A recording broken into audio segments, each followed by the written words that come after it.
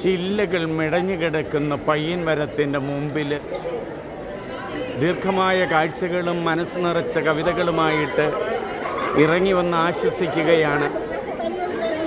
ഈ പൈമരത്തോട് ചേർന്ന് തന്നെയാണ് നമ്മൾ കാണുന്ന താജ് മഹൽ.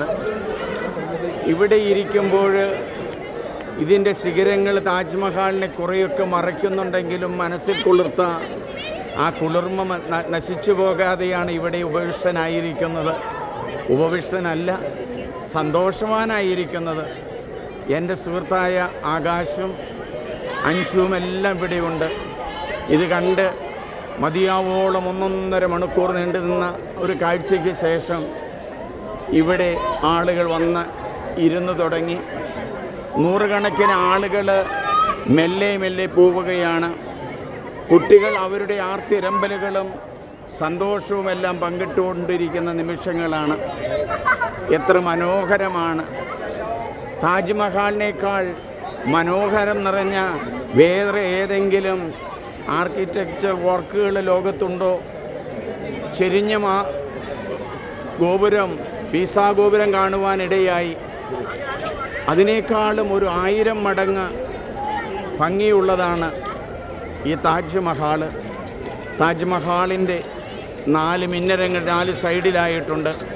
ഈ താജ്മഹലിൻ്റെ പുറകിലാണ് ആഗ്ര നദി ഒഴുകുന്നത്. ഇവിടെയാണ് മുംതാനയുടെ ഖബറിടം. ഇതിൻ്റെ ഉള്ളിലാണ്. ഉള്ളിൽ നമുക്കാർക്കും കയറുവാൻ സാധിക്കും, ഫോട്ടോ എടുക്കുവാനായിട്ട് സാധിക്കുകയില്ല. പച്ചപ്പാർന്ന ഈ ഭൂമിയിൽ ധാരാളമായ നെല്ലിക്കകളും ഫലമൂലാദികളും തത്തയും മൈനയും കാർമാനും പരുന്തും മറ്റു പല പക്ഷികളും, ചെറിയ ചെറിയ പക്ഷികളും അതിൻ്റെ സംഗീതം വീട്ടുന്ന ഈ പ്രാന്തപ്രദേശത്ത് നിന്നുകൊണ്ട് എത്ര മറക്കാൻ പരിശ്രമിച്ചാലും മറക്കാൻ കഴിയാത്ത ഓർമ്മകൾ സൃഷ്ടിച്ച ഈ മനോഹരമായ ഈ തീരത്തണയുവാൻ എത്രയോ വർഷങ്ങൾ കാത്തിരുന്നു. ഓരോന്നിനും ഓരോ സമയമുണ്ട്. ആ സമയത്ത് അത് പൂർത്തിയാകും.